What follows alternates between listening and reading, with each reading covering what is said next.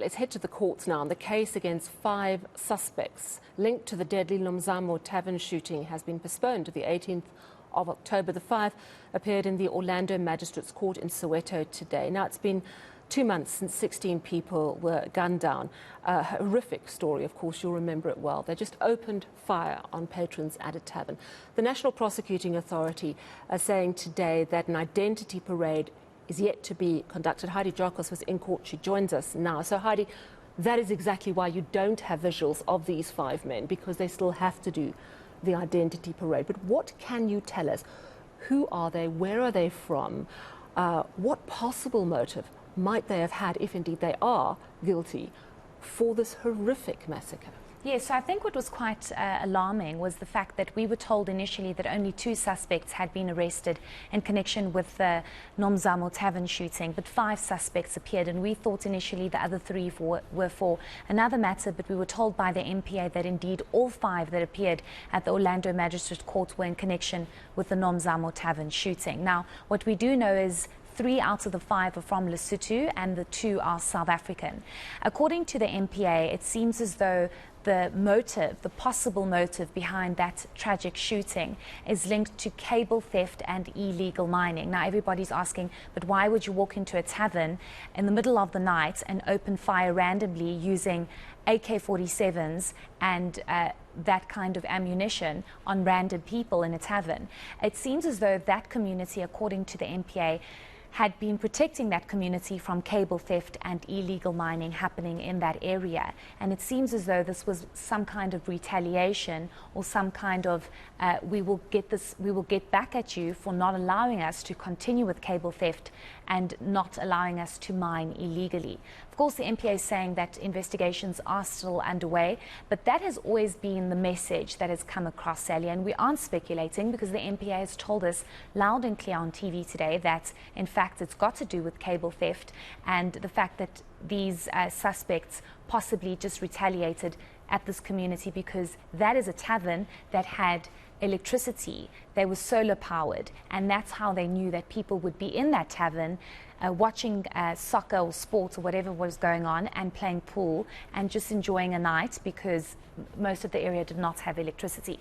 But 5 suspects have been arrested. We do know that possibly more could be arrested.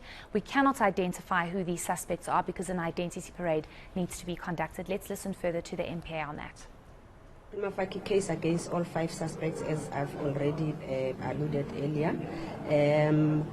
In terms of the strength of the state case, that will be put to the test during the trial stage, and the court will be able to answer that question in due course. There is an outstanding ID parade that must be conducted, and it's for securing the identities of the accused persons before the ID parade can be conducted. So for protection of their identities, we are not going to confirm that as the eNCA. All right, so the eNCA and the policemen are saying that there's very likely going to be more arrests. There's definitely a Lesotho link, but there's a local link as well. And I mean, it's shocking to imagine that the possible motive is punishment for not allowing criminals into the area to do what they wanted to do. I'm sure more will come out during the course of this. But for those people, those innocent people sitting in that tavern that night, a horrific experience. You've actually spoken to some of the survivors. What have they told you? Yes, so today we got a chance to speak to 2 of the survivors, and what's interesting here is that, if I'm not mistaken, Sally, the police minister had said that the one victim had been shot 7 times, and he said there's no way that he would survive, and in fact did survive. He was shot 3 times in his left arm, 3 times in his right leg, and the 1 bullet went from the back into his stomach. And he's, of course, struggling now. He's struggling to walk. It's not easy for him to walk, but he just recounted and went back to what actually happened to him. And he said that he just heard gunshots, and he says he literally saw people falling in front of him, and he just saw gunmen, and he says that he found beer crates to hide under. He says he tried to put the beer crates on top of him, but unfortunately some of the gunshots hit him, 7 of them. But he has survived. We also got a chance to speak to another gentleman who was also playing pool, and he says he was lucky enough to run and hide, but as he was running, he was shot from the back, and the gunshot went through him as well.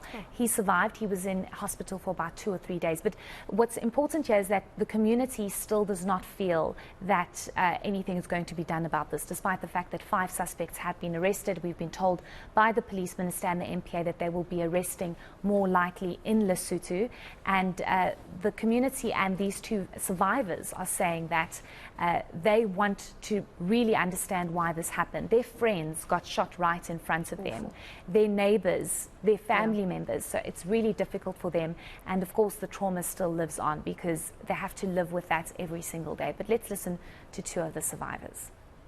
15 minutes.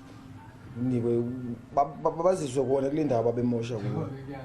Yabo. Afike bafakwe lapha yana. Sizicotozele bona. Yabo ngiyiva nje wele part yokubotshwa bengikhaya sizicotozele bona. Abadoktar bathi ngizosama bayasho yabo. Mara nami ngisanokubona ukuthi angathi ngiyancenganyana yabo. Mara mina nje bengifisa ngathi labantu bangangaphumi lapha. Ngoba mabangaphuma inathi singazithola sesinamanye ama-case yabo. Kanjani? Kahle ngoba phela ngeke siyithule sibumbona umuntu wakulimaza nangu, umuntu wayekubulala ungenzanga lutho bese umyeke. Akwenzeki. Manje at least mabengangaphumi yabo. Akuzoba ngcono. Into esingajabulele le. Yeah, so real anger there. And, you know, we know 16 people died, but let's not forget how many people were injured and then traumatized. And it's a community that is being traumatized, an important story. So they're back in court in October. Thank you so much for bringing us that story. That's our reporter, Heidi Giokos.